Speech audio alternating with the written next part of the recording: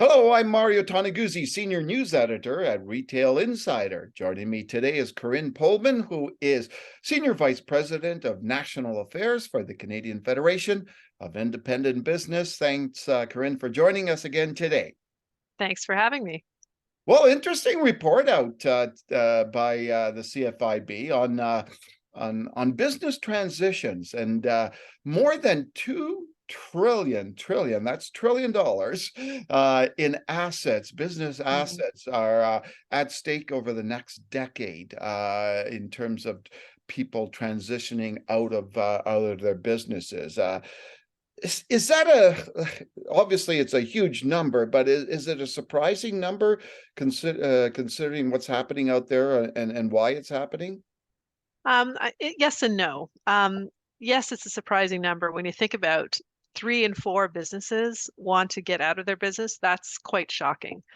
No, because we know this demographic shift was coming, right? And we have done this research a couple times over the last 10 to 15 years, and the number was not this high, but it's been gradually going up over the last decade and a half. So COVID, I think, also put a bit of a wrench into it, but I think those that have delayed their exit and those that have sped it up kind of have equaled each other out. Yeah. And hence, so we're here today with, 3 in 4 businesses hoping to exit their business in the next 10 years, mostly because they want to retire. And give me some of the top reasons for retirement. Yeah.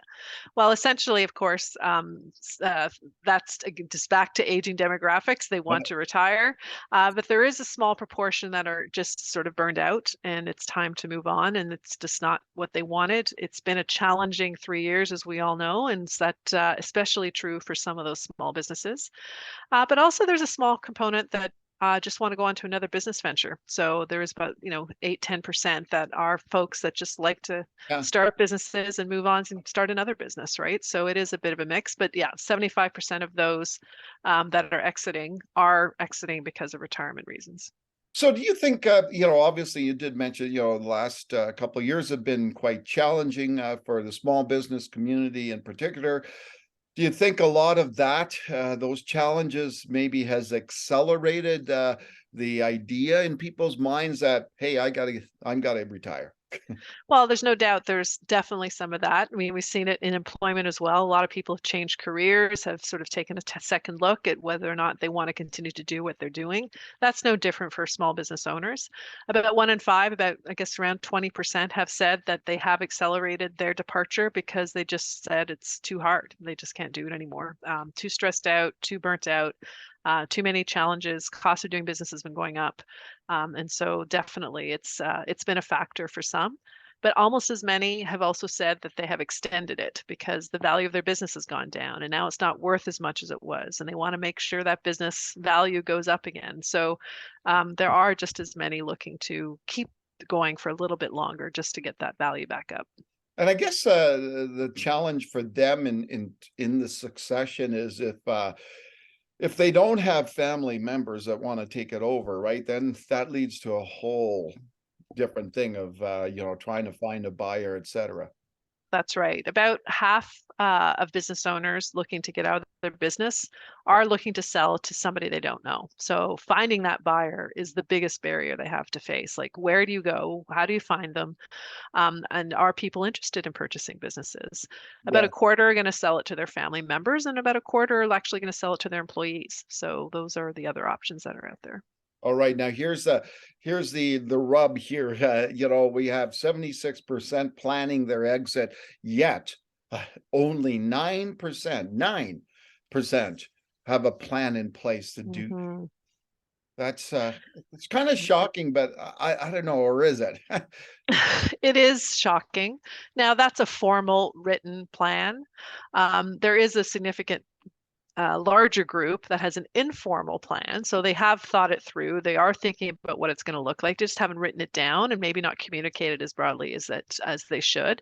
And obviously, the complexity of the business is going to play a factor in how formal it needs to be. The more complex the business, the more formal the plan should be.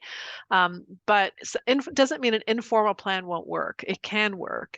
It's just that you're not necessarily going to be able to have everybody who's involved understand what the processes are. And you sometimes have to take that out of your own head as an entrepreneur and a business owner and make sure others understand what's going on as well. So certainly, what we did find, though, what that was interesting is the closer they got to their exit date, the more likely they were going to have a formal written plan. So obviously, as people get closer, they realize, well, maybe I should be writing this down, or maybe I should be sharing it more broadly.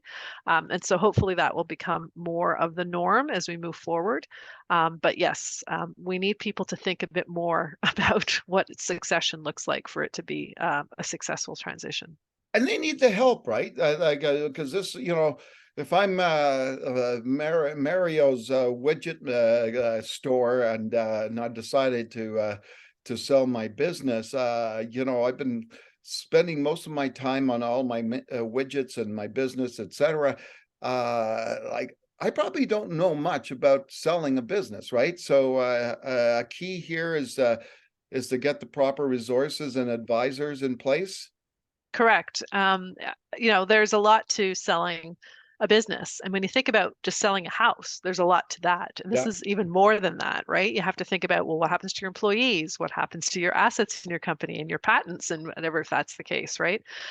So you really have to think through all those details. And there are sources out there, resources out there now that can help. We've just created a succession hub page, which tries to provide some of the basics. We've also now partnered with a company called Succession Matching, which is going to hopefully help folks with a more formal type of plan, as well as how to find buyers at a discounted rate for our members. So we're trying to do what we can to help businesses start down that path, but there are lots of resources. The Government of Canada has resources as well, that at least will get you down a path and started to thinking a bit more what may you be missing when it comes to putting together a succession plan. Yeah. On a grander scale, Corinne, I'm curious about if 76% are looking at exiting in the next decade. What does that mean for the overall economy when we lose 70% of our experienced business owners?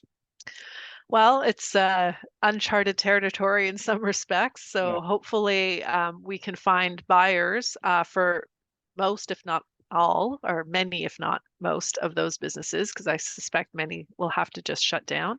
Um, but it's important to think about because Canada's half of Canada's GDP comes from small businesses. And so, and they bring a real stability to our economy overall.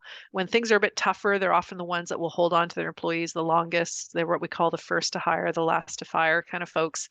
And when we don't have that stable underneath our foundation of our economy, and it's not as healthy as it once was, that can have broader implications overall for the Canadian economy. So it's in all of our best interest to try to make sure we find ways to help with those transitions. We help business owners find those buyers. We make sure that there are buyers there for them to go to, whether it be through immigration or through other interesting ways, such as employee ownership trust, which is a new concept that the government has announced, which helps employees purchase as businesses. So all of those are going to be important tools to help make sure many of those businesses can continue on with the new owner. All right. Thank you, Corinne, for joining us again today. Thank you. All right, that was Corinne Pohlmann, who is Senior Vice President of National Affairs for the Canadian Federation of Independent Business. I'm Mario Toneguzzi, Senior News Editor at Retail Insider. Thanks for joining us today.